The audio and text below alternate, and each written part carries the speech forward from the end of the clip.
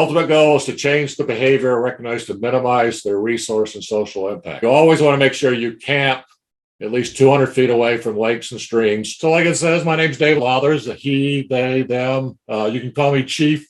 I'm a retired Navy chief. And tonight is the November United Women on the Fly meeting. Dave, and he'll introduce himself here shortly with Leave No Trace. Well, hello, everybody. My name's Dave Lauthers. There's a he, they, them. You can call me Chief. I'm a retired Navy chief. I've been a Leave No Trace Master Educator, which we'll talk about the education part of Leave No Trace in one of the slides down the road. I've been a Master Educator. It's a 5-day course since 2011. I've been the state advocate for Virginia, and we'll talk about the state advocate program on a slide, but been a state advocate for over 9 years. Tread Lightly Master Tread Trainer, lots of masters here. So Tread Lightly is a similar program to Leave No Trace. It's actually headquartered in Utah, which is more closer in your area. They cover motorized activities like ATVs and four-wheelers, and then they cover all the same stuff that Leave No Trace does. So it's a very broad program. So I've taught some of the tread trainer courses, and it's very similar, like I said. And the word tread is their 5 principles of tread lightly. Anyway, go on. I'm also a Virginia Master Naturalist. I'm sure you've heard of Master Gardener programs. Master Naturalist is a similar program. We do a lot of stuff with recycling, invasive species removal projects. So I do that with my local chapter. Butterfly Society of Virginia, been involved with that for a few years. I raised monarch butterflies and actually raised some Luna moths this summer. So that was really kind of interesting. If anybody's familiar with a Luna moth, it's a moth that flies at night. It doesn't have a mouth and it doesn't have a digestive system. So its only reason for being created is to reproduce. So it's kind of interesting. So what is Leave No Trace? Leave No Trace is just thinking about your impact when you're outdoors, whether you're in a park, you're in a stream, fishing, you're taking your dog for a walk, all that thing. We need to be responsible. It's not about a set of rules and regulations. There's no Leave No Trace police. We just need to think about our impact. Science-based, it's not something somebody just made up and we roll with it. It's actually had some research, and we'll talk a little bit about that on one of the slides. And Leave No Trace is relevant for everybody, wherever you go outside. Leave No Trace is rooted in the backcountry, but it's also very important in the front country. Backcountry being in the woods, 30 minutes away from any kind of medical help, or the front country being your local state parks, your national parks, that kind of thing, where there's lots of help around. Mission of Leave No Trace is to teach people how to enjoy the outdoors responsibly. And it says the center there. The Leave No Trace Center just came out with a recent update. They've rebranded themselves. They've created a new logo. So it's now just called simply Leave No Trace. It's still showing up in a lot of the slides. We just haven't had a chance to update everything. And then the center achieves that mission through education, research, lots of partnerships, and lots of volunteers such as myself. All right, we're going to talk about the history of Leave No Trace. Leave No Trace originated in the backcountry, like we talked about, in federally designated wilderness areas. And I'm not sure if everybody understands what a wilderness area is. There's a website called wilderness.net that really talks about it in detail. We're going to watch a little 2.5-3-minute movie about wilderness areas. It's a really, really good video. When I think about wilderness areas, I think about outdoors. I always think about wilderness areas and how that's what we should be seeing everywhere. So you want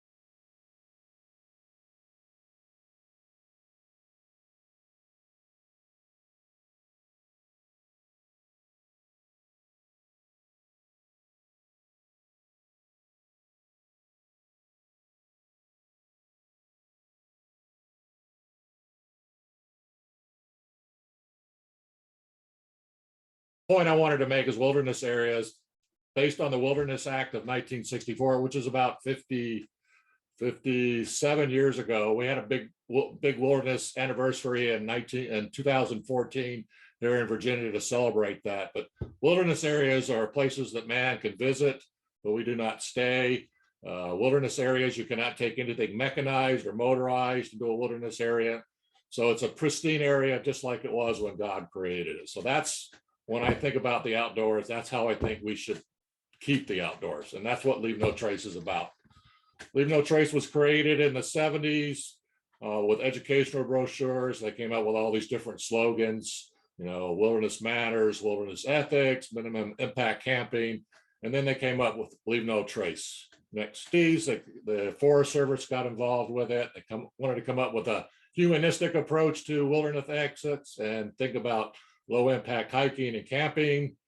And then in the 90s, they formed a partnership with the big 4 land management agencies, which we'll talk about in a few minutes, and NOLS, which is the National Outdoor Leadership School, which is the kind of like the premier leadership school for teaching outdoor ethics and Leave No Trace.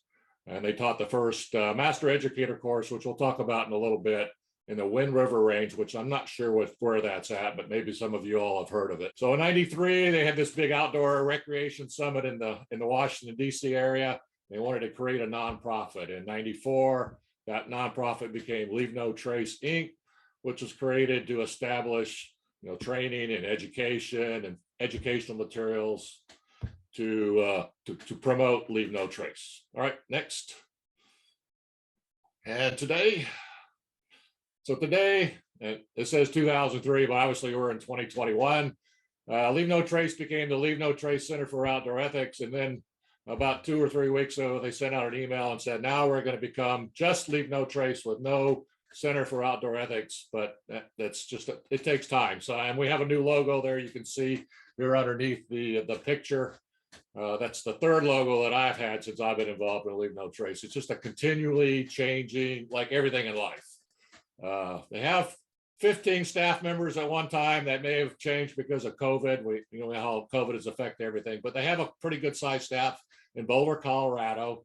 They have 4 teams of traveling educators that travel around in Subaru cars decked out in the Leave No Trace colors. So obviously Subaru is a huge supporter of Leave No Trace. And then they have a zero landfill team that works with a lot of the national parks to reduce their amount of trash that they're putting out.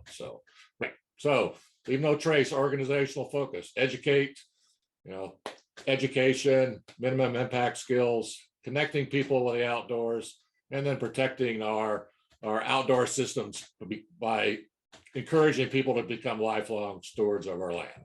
Long line of Leave No Trace partnership people, federal agencies, National Park Service, Wildlife Service, state and local agencies, state parks, lots of corporate partners, REI, Subaru, lots of small businesses, colleges, outfitters. It goes all across the whole gambit. It takes a lot of money to support a big organization like this.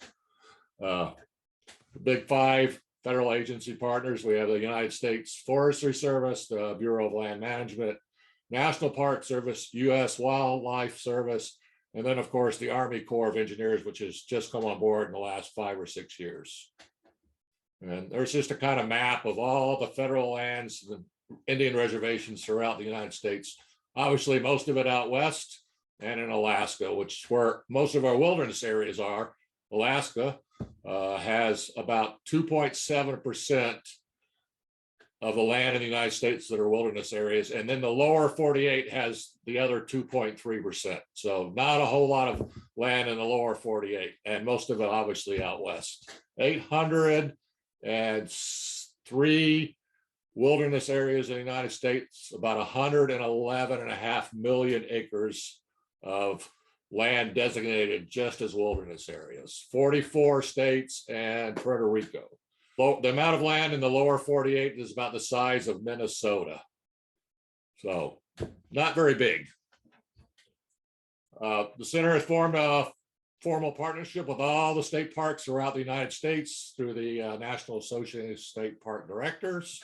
So I did a little comparison. I have always used Virginia, and then we're going to talk about Washington. So In the state of Virginia, we have 41 parks. State of Washington, you have 124. So considerably number of more state parks. 127,000 acres in Virginia, which 76 of those are in state parks. And then in Washington state, there's 123,000. So pretty much similar.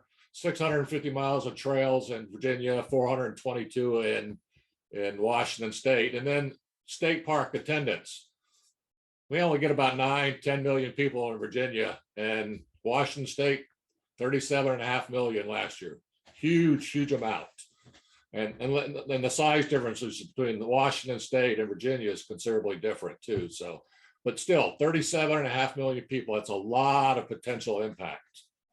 There's just statistics across all the state parks across the United States, 740 million per year. Wow, that's just a huge number. 7,000 state parks, thousands and thousands of miles and thousands of campsites. Lots of potential for impact in all our parks. Community partners, there's 450 active community partners, and I'm sure that's changed over time. On average, each community partner reaches 1,000 individuals a year with formal Leave No Trace training. They do community partnerships starting with $100 dues, and then you have a certain amount of features that you get with that kind of partnership. Corporate partners, REI, they fund a program we call PEAK, which is promoting environmental awareness in kids, and it's just a packet of laminated games and stuff that you can use to teach the Leave No Trace principles. NOLS, which we talked about, the National Outdoor Leadership School, and then there are a lot of universities that have outdoor education programs where they teach Leave No Trace. I went to James Madison University about 3 or 4 years ago and taught a Leave No Trace course for college students. And unfortunately, it was in February, and the weekend that we had planned to go camping in a wilderness area, it was 5 degrees below zero. And of course, we couldn't camp in 5 degrees below zero. And all the kids were upset and gave us all bad reviews because they wanted to go camping so bad. It's life. Membership dues, like any organization, the Leave No Trace has membership dues, and so much of that goes directly to education, and some of that is used obviously for administrative purposes. And the memberships go all from $20 and all the way up. All right, impacts in science. Lots of potential impacts, soil impacts, loss of organic litter, which is the litter on the ground, the leaves and stuff.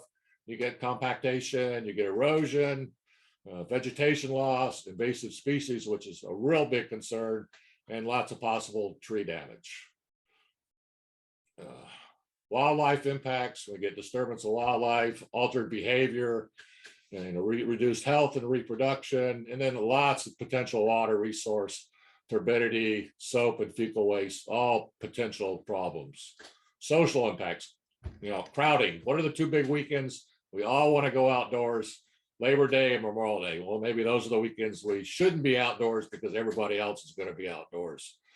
Conflicts between various user groups. We got mountain bike riding, we got horseback riding, we got hikers. They all have to coexist on the same trails or the same areas, and that can be a problem. Cultural resource impacts. And I read an article in a magazine a few years ago, and I have it someplace. I should have put it in a slide, but this is a really big problem. There are huge markets for cultural resources where people's action. You can actually see in the bottom picture there where somebody has attempted to cut the hieroglyphic out of the rock.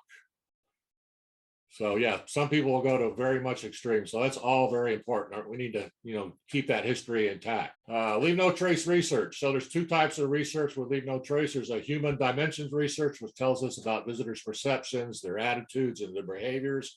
And then recreational ecology. It's the research that tells us about the impacts. There's a professor at Virginia Tech. His name is Dr. Jeffrey Marion, and he gets paid by the government to do the research. You'll see a lot of his pictures in a lot of these slides. He uses college students in their working on their master's degrees and their doctor's degrees to go out and do a lot of these research studies. He wrote a book a few years ago. I'll show you real quick. It's called Leave No Trace in the Outdoors. Can everybody see that? Ultimate goal is to change the behavior recognized to minimize their resource and social impacts. Behavioral changes, reduce the maintenance needs, reduce the requirements for law enforcement in all our parks, all that takes lots of money. And increase visitor satisfaction. I'm sure we've all seen something similar to this, especially where you all live.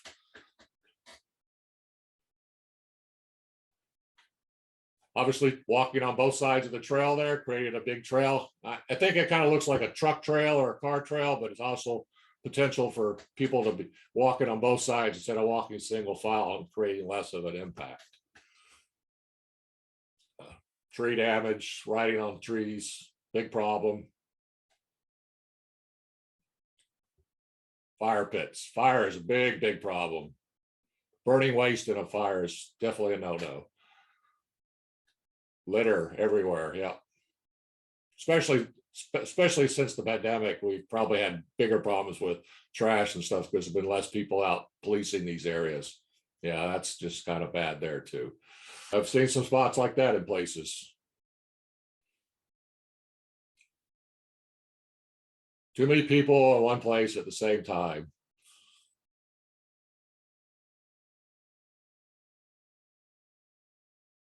When camping, more people join the same site, and then more people. And then we got this picture. The last picture is, we started out with a little bit of impact, and as more people saw that this was a great place to go, more people went, and then we have this hugely impacted area that'll never recover. The Leave No Trace Challenge: prevent avoidable resource social impacts, minimize avoidable impacts, because some impacts are always going to be unavoidable, and then preserve the quality of resource and recreational experiences for everyone. All right, Leave No Trace principles.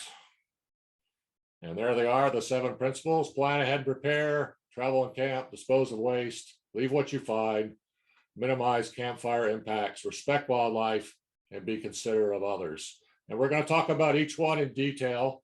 As I talk through the 7 principles of Leave No Trace, I added a slide at the end of each one. We actually have what we call these hang tags. We have about 16 different ones, and we actually have one for fishing. So I've taken the information off of each principle and added it to the slide so we can talk about that after each principle.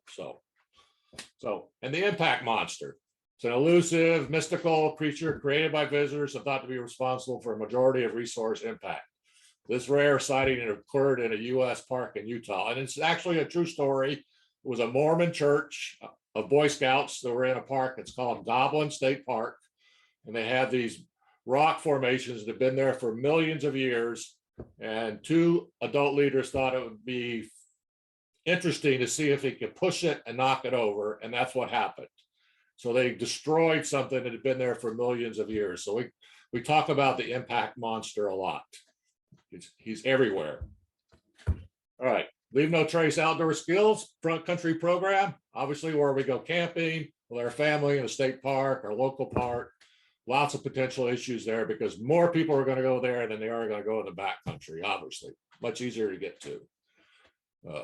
Pet waste, big problem. Compacted soil, non-native plants, invasive plants, wildlife impacts in day use areas, and informal visitor created trails. And that basically means the parks that put a trail there, and then somebody says, oh, it's easier if I just cut through here and get there quicker. And then the next person sees that trail, and then eventually it becomes an informal user created trail, which is really bad. So front country includes outdoor areas that are easily accessible by vehicle, mostly visited by day users. It could be a wilderness area, it could be a state park, it could be a local park. We have a city park here in Newport News. It is the largest state park this side of the Mississippi, and it's about 7,000 acres. It's a city park. Lots and lots of impact out there, lakes and people fishing and stuff. So yeah, it's lots of potential impact in the front country. 85% of people recreate in front country areas, doing all those types of activities, including fishing, maybe not fly fishing. So we need an effective educational program to reach that large population. Recreational impacts can be effectively targeted by crowding, conflicts, pet management, graffiti, and all those types of potential issues. The 7 principles are universal, but there are instances where they've modified the language to make it easier, and we'll see that on the next slide. There's the 7 principles, and then that's our front country version of the front trails. And it's also the kid-friendly version. So we actually have a yellow card that's written in kid-friendly language using those same principles. So plan ahead and prepare. Know before you go, search the web for information, go find out about the weather, go find about the rules and regulations of where you're going to go. Use public transportation or carpool when possible. That would cut down on the number of vehicles visiting those areas. Group size limits, that's a really big problem.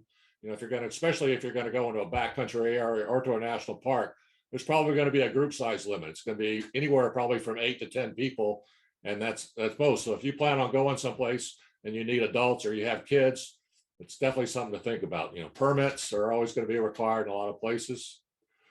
Plan a trash-free or zero waste outing. Use reusable containers so you don't have to throw away a lot of trash, or pack out your trash, your food waste, your human waste, your wastewater. And think about your human waste. You need to take a portable toilet. If there's not going to be a toilet there, know how to use a fire pan, which is just basically like a garbage can lid, and you build your fire on there, and it protects the ground from having a fire on the ground. And then think about food storage, especially with bears in the backcountry. Schedule trips to avoid crowded times, Labor Day, Memorial Day, all those big weekends. And use site size for your group. So if you have a big group and you're going to camp, you need to make sure that your campsite will support that, because if you camp along the edges, then that's going to be a potential to widen that camping area.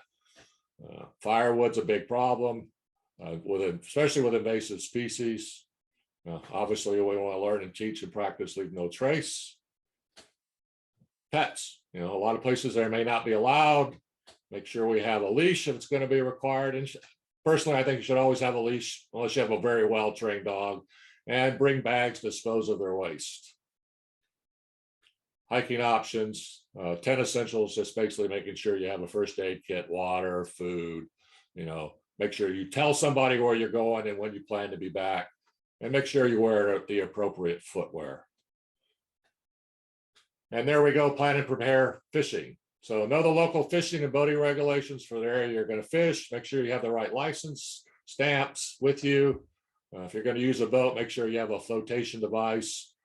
Make sure you know the different types of species of fish that the area you're going to be fishing in. Obey the limits of size and the quantity of the fish you're allowed to keep if you're going to keep them. Abide by regulations on the types of bait and tackle permitted.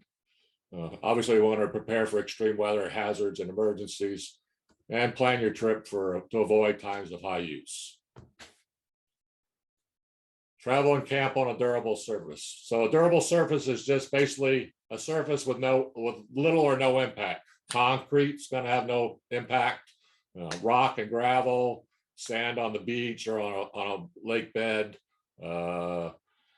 snow of sufficient depth, snow with very little depth, and there's small plants could be damaged easily.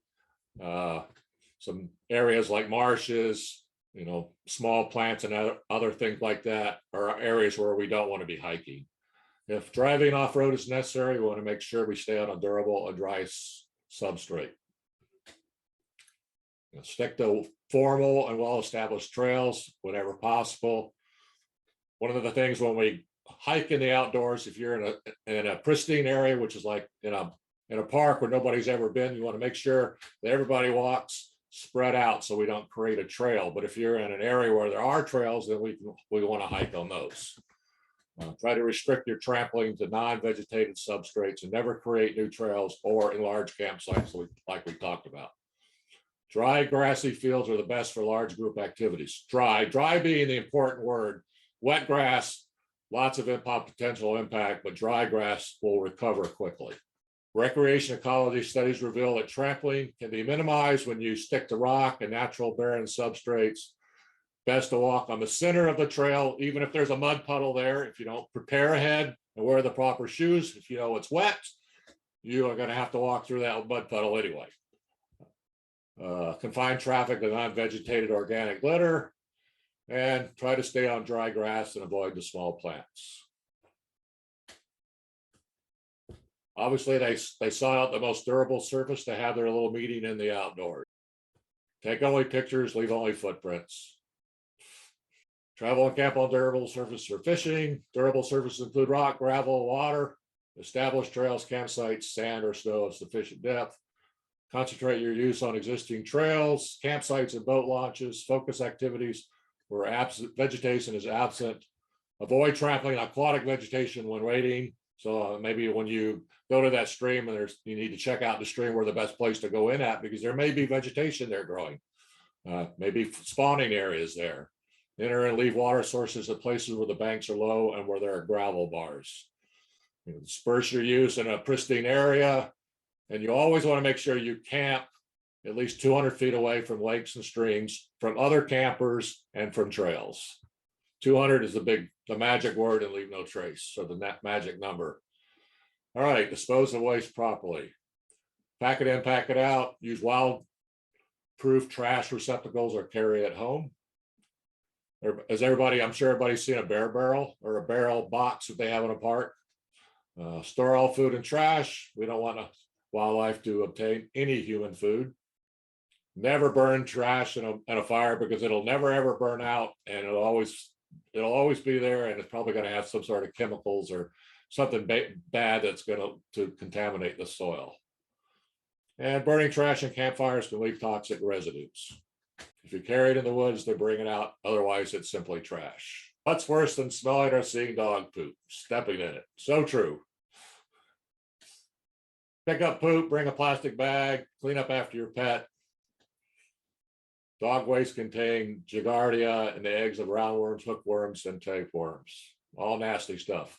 One study found that pet waste was the source of 25% of bacteria in local waterways. Very, very bad. And this is actually in a park in Colorado, very near where the Leave No Trace Center is. And look at this park, 141 instances of dog poop. Never put trash, leftover food, disposal wipes, diapers, feminine hygiene products into toilets, especially in outdoors, pit toilets. Use restrooms when they're present, always. Many types exist: flush toilets, composting, pit toilets. Look and follow the guidelines for their use. Consider bringing a portable toilet.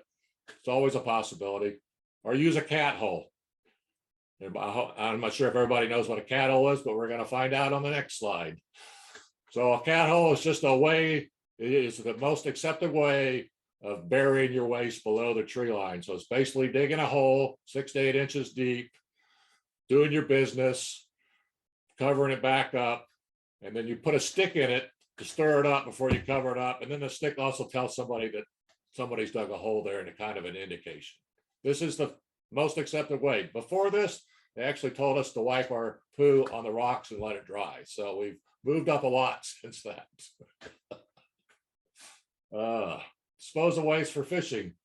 Pack it in, pack it out, inspect your camp, make sure you take all your food, pack out all your monofilament fishing line, leftover live bait, bait cups. Avoid using lead sinkers or jigs. If they're found, pack them out. Check with local land managers about the regulations to disposal of fish entrails. Pack them out if you have the means to do that. If not, bury them. Deep water deposition of them, or moving water, all acceptable options depending on what area you're in. And then if you wash your dishes, make sure you carry that water that you use the dishes in 200 feet away, and then you can use a screen, like a screen that you use in the kitchen, and pour the water through it. That way you collect all those small particles that are in the dishwasher, and then you can just scatter the dishwater and throw the particles away with your trash. Leave what you find. Look but don't touch. Protect irreplaceable historic and archaeological sites for future generations. Observe it, photograph it, and leave it. I mean, I think it's a challenge for young people not to pick something up and want to take it home. Leaves, I think obviously leaves, there's going to be zillions of leaves. Some things are always going to be all right to take, but the more stuff that we can leave in the outdoors, I think that's the better for everybody. Consider box turtles, which have traditionally been popular pets. The box turtle can live 100 years in the wild, but rarely survive a year or two in captivity. Yeah. Non-native, exotic, invasive species, $138 billion. I'm probably sure it's a lot higher than that now. Search online, learn what plants and animals species are like in your area. In Virginia, we have 12 of big concern. And on the next slide is a link to the Washington State's invasive species. Find the priority species, and there's about 50 in Washington State that are a high priority. So the big one for us right now is the spotted lanternfly, which is in northern Virginia and moving south. It eats most of the fruit trees and ash trees. It's become a big problem. It has an easy way of hooking on people's vehicles and onto their shoes and stuff, and it's really, really bad. So that's a big thing. So make sure you take recommended measures to avoid introducing or spreading anything that's invasive. So the man standing there, that's Dr. Marion. That's probably about 20 years ago when that picture was taken. So he does a lot of studies, and 11 studies investigating weed seeds found on clothing of park visitors. Seeds from 228 species were found, 94 of them which were not even native to the studied continent. The tops and bottoms of shoes can easily disperse seeds along the trail. So when you leave the outdoors, it might be a good idea to clean off the bottom of your shoes and avoid taking those seeds home, especially if you're from out of town. When practicing catch and release, use barbless hooks and make sure not to injure the fish. Do not fight a fish to exhaustion. Use a rod and reel of sufficient strength. Avoid spinning the fish out of the water by the fishing line. Keep fish in water when handling for release, and do not touch the gills. Pretty sure that's all information you talk about. Carry a needle nose plier or a hemostat for hook removal. Take care not to introduce non-native species to the water sources and surrounding areas. Pack out all that unused bait because it may be an invasive species, and you put it back in the water and then it spreads. And avoid transferring fish from one watershed to another. Minimize campfire impacts. Use a stove. It's not always a requirement to have a fire. You can use a flashlight and have a fire. Don't bring your axes and your saws and all that stuff, because you're going to find plenty of wood in most places on the ground. Never create a new campfire site, especially in most parks. There's going to be an established campfire ring, or somebody's created one and you can put it there because its ground's already been black. Everything in the ground has been killed anyway. Build campfires only when legal and safe. Never transport firewood that can introduce non-native species such as the EAB, which is the emerald ash borer, which is another big invasive species in Virginia. No ash, there are hardly any ash trees on the whole East Coast. And there's a good picture of don't move firewood. I think all national parks require you to buy wood within the park boundaries. You can't bring your own wood in. I think most state parks are getting to be that way. So it's just best to leave the firewood at home, buy it when you get there, and then you don't have to worry about the spreading of invasive species. Campfire, purchase local wood if permissible, gather dead and downed, and wood smaller than the diameter of your wrist. So down, dinky, and dead. Conserve firewood, keep your flames low. There's always that person that wants to go camping or be in the outdoors that has the fire that you can see from space.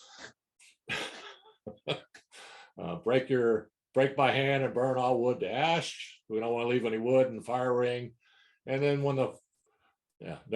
never burn all your wood, but never trash your leftover food and grease. Although I know it helps to make the fire go bigger, but it's not good. And then extinguish the fire completely. Remove all your trash. Scatter the coals and ashes away from the site in water, and reconstruct rock rings so they're less than 3 feet in diameter. All pictures of potential impacts to our environment. Down here on the left-hand corner, you can see the mound fire, which is basically you get a tarp, get some sand from the beach or from a downed tree, make a big pile 6 to 8 inches deep, and then you build your fire on top of the mound. And then when it's out, you scatter the ashes, and then you take the sand back to where you got it from, and you don't leave any impact on the ground. Satellite dish works great for a mound fire or a pan fire. Garbage can lid, lots of possibilities. Respect wildlife. Watch or photograph wildlife from a distance. Avoid startling with quick movements or loud noises. Back away if animals react to your presence. Avoid sensitive times. Winter, nesting, raising young, and mating. Pretty much the whole year. Camp away from water and arid environments because the water is going to be scarce. Obviously, the animals are going to want to go to that water source, and if you're camping there, they may go thirsty because you camp near their only water source. Treat wildlife with respect. You're in their home. All pictures of respecting wildlife. The bottom there in the middle, the young boy with a camera too close to a sheep there. Raccoons, they're always going to be there. Taking anything you leave out. Never allow wildlife to obtain human food. Very unhealthy for them. Obviously, it leads to problems, behaviors. Animals that obtain food can become aggressive and beggars. A fed bear is a dead bear. Human food is unhealthy. Bites from food attract animals are common in parks, transmit diseases, rabies. Store all your food, trash, and smellables, anything with smell, toothpaste, deodorant, anything with a smell, even in places where there are grizzly bears, clothes that you cook in will obtain the smell from the smoke. And it's even best to store the clothes that you cooked in a bear bag or in a bear container, because the bears can smell that. Another picture of Dr. Marion there.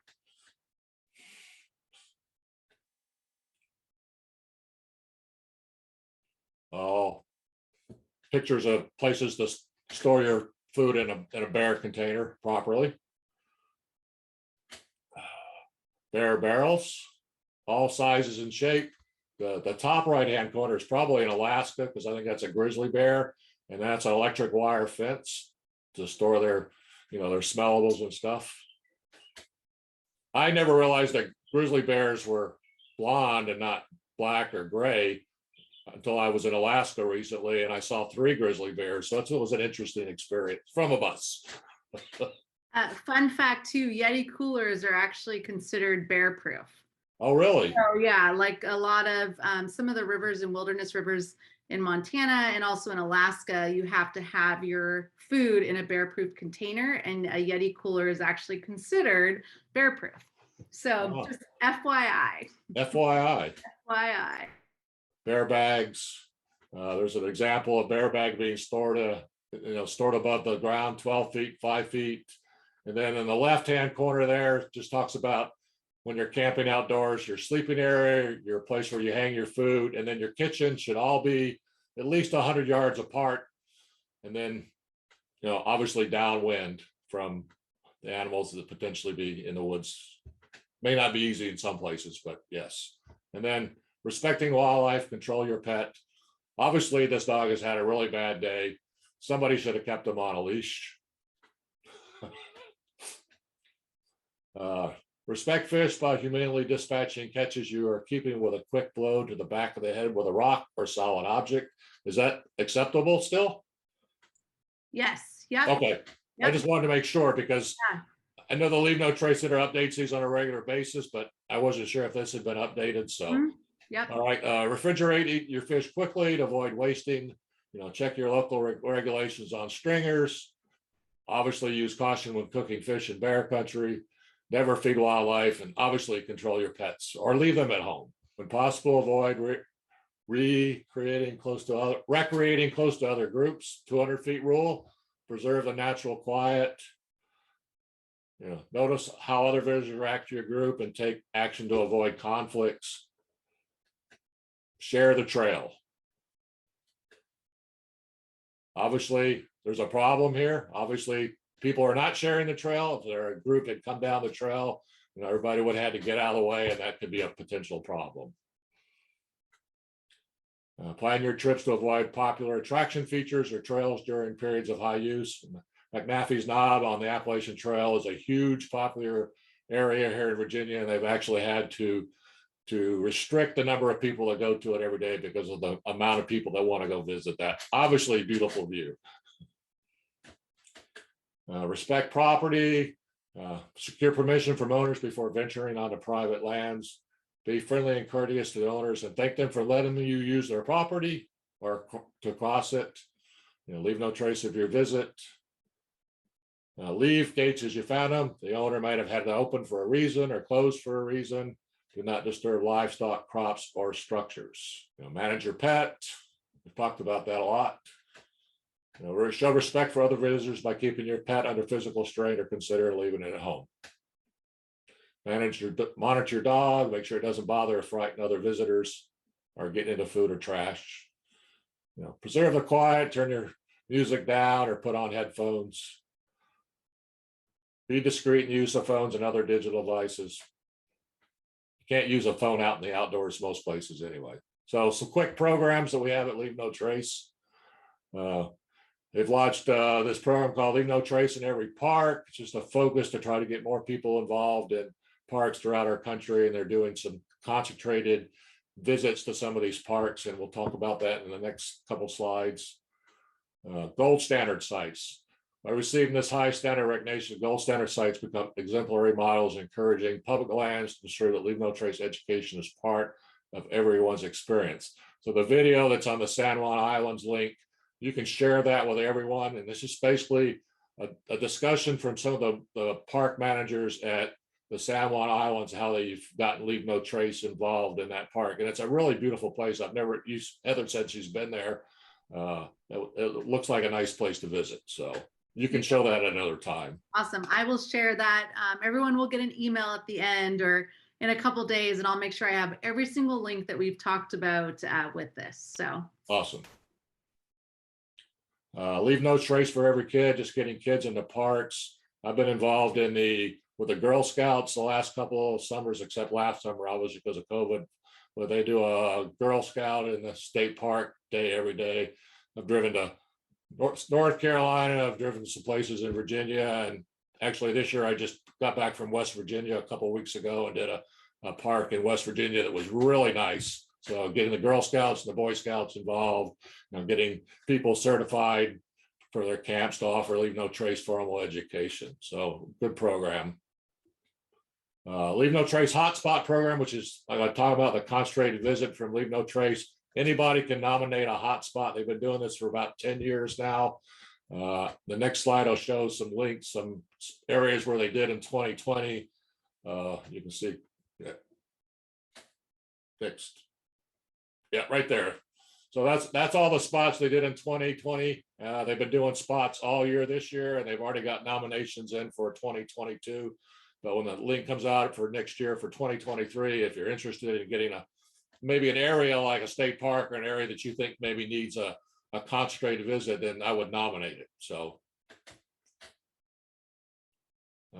just some research studies that Leave No Trace has done on educational site management and reducing the use of undesignated trails in Boulder, Colorado, and then some improving resource conditions and visitor experiences, and both obviously in Colorado. Leave No Trace and Karen. So Heather mentioned this might be something we wanted to talk about. We are fortunate to find lots of diverse outdoor opportunities in the outdoors. And a prominent feature we may see in Alpine's area is called the Cairn. We should take special care to make sure that we enjoy these areas, ensure that cairns are left as they are found. Next. So cairns are intentionally constructed as a stack of rocks to mark trails and guide hikers in the mountains above the tree line and in desert areas, barren areas. These are around and since the 1800s in the northeastern part of the United States. I'm sure they're in the western part of the United States. So by adhering to guidelines, you can minimize your impact on cairns. Do not build unauthorized ones. They should only be built by a land manager or a park person. When we create them, it could potentially get somebody lost in the outdoors. We don't want to tamper them. We don't want to move rocks off of them. They're built specifically in a certain way, and we should just leave them alone. Do not add stones to an existing cairn. Do not move rocks from a cairn. Stay on trails, protect fragile mountain vegetation by following them, or paint blazes if you're walking through a forest where there are trees. And that's the other way of identifying trails is with blazes. So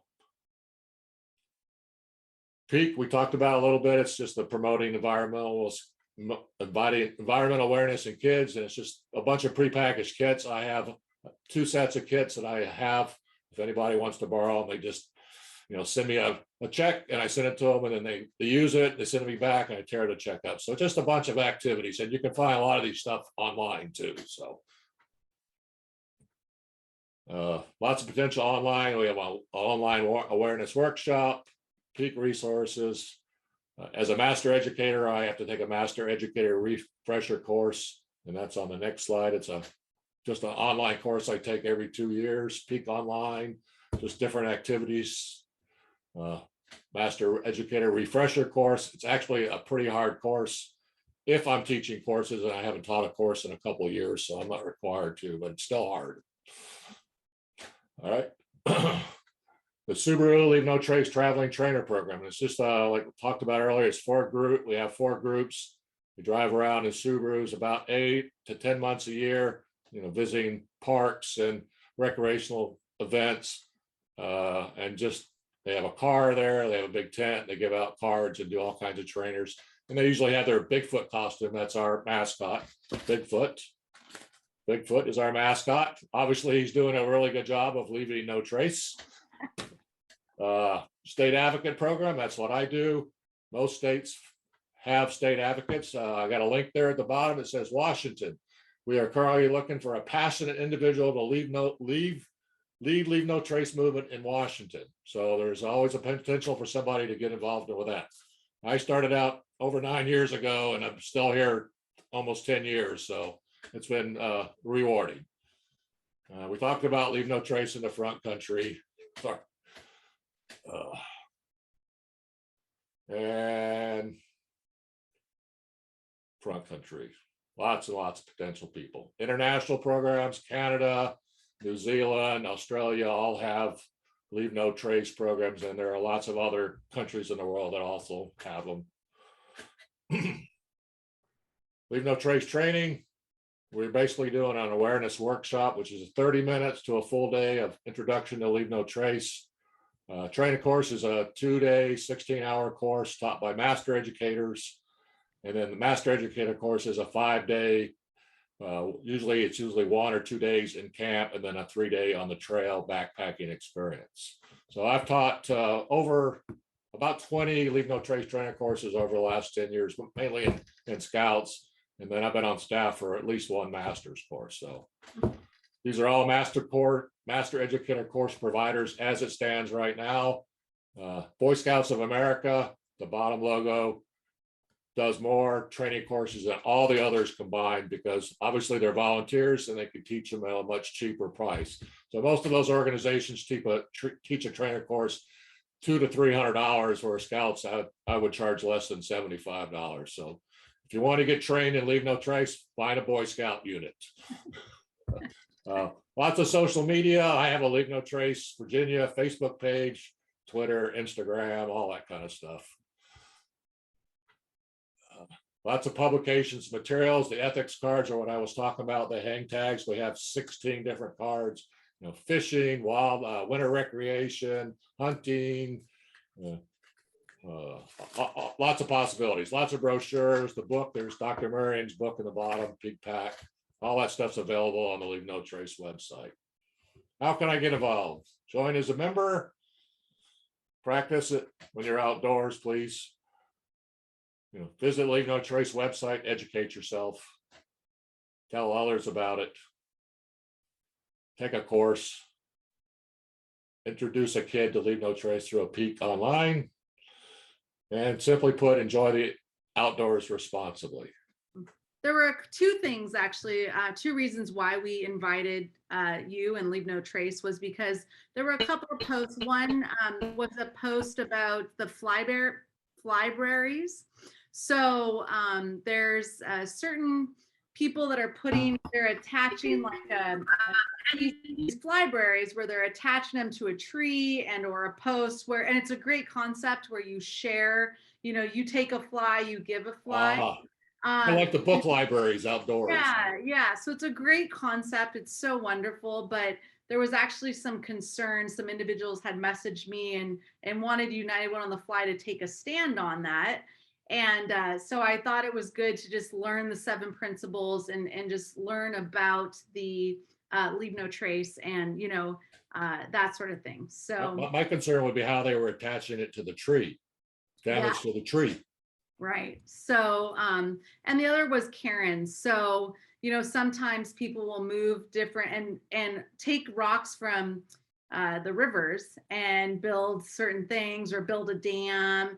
And especially for us, for anglers, that's taking all the bugs that we need to feed the fish in order for us to, to fish to those. So that's moving those bugs home away from where they should be. So I think just talking and learning and thinking about that principle is really good for us as anglers. Hey, Heather. Sorry, guys, I'm driving and listening. In regards to burning no trash, is that like, that's complete no burn anything except for leaves and wood? So not paper plates or anything like paper products, napkins, that kind of stuff? Seems like a simple question, but I feel, I don't know. I think we should not burn anything outdoors. Something like that could easily get caught in the wind and create a fire too. That's my other concern. So who knows what they're putting in stuff these days, plates. Well, thank you. Nice presentation. Drive safe, Shandy. Will do. I'm sure. So Shandy lives in, I'm gonna mute her. She lives in Oregon and she is a steelhead junkie. And this young woman is an incredible angler and super fun. So if you don't, y'all should follow her for sure. Jessica, I'm gonna ask you to unmute and you can ask your question. Hi. Hey. Hey. I live in North Carolina and try to go camping as much as I can. And What part of North Carolina? I live in Raleigh. Okay. But, we go east and west wherever we can find. There's a lot of local places around here, just 30 minutes away. So I was always taught to bring my own firewood and even stopping locally at like a roadside stand or something to bring it. And you mentioned in the presentation to maybe even avoid that and just use what's in the forest. And to me, I'm kind of like, oh my gosh, well, then I'm taking from the forest. And am I wrong? Or can you explain to me why that might be a better idea than packing in your own wood? Invasive species is the big problem. Firewood is dead. Invasive species are going to get into that wood. And if you move it from one area to another area, you potentially may spread a invasive species. Emerald ash borer, the spotted lanternfly. I mean, there's a dozen or 2 or 3 dozen of insects that are potential. Most state parks, I know all state parks, or at least all national parks, do not allow you to bring firewood in. State parks may be the same. It's actually a law not to bring firewood into a lot of places. So I think it's just best to plan on buying it before you go. Okay, and it is okay to collect it from the woods around a campsite? Sure, as long as it's smaller than your wrist and it's dead, it's not a problem. It's always going to be wood someplace. If there's not any wood, that's probably telling you that too many people are camping there. Good point. Thank you so much. Sure. Thank you. And it looks like I'm Kenan. Is that how you pronounce it? Awesome. Yeah. Cool. Thanks. So I'm also in Raleigh. Jessica and I are friends, and we've camped together before. And I was just going to say, I'd never thought about the impact a fire would make on campgrounds. And REI actually has a bunch of really cool pop-up fire pits that would be not only useful in my backyard for like COVID hangouts, but also camping. And I had no idea that was even an option. So that's cool. I started researching while you were talking about it. So thank you for sharing that. Awesome. Good. I'm glad you learned something. So anyways, thank you all again and have a great rest of your month and we'll see you all soon. Goodbye. Thank you, Dave. Good night. Good night.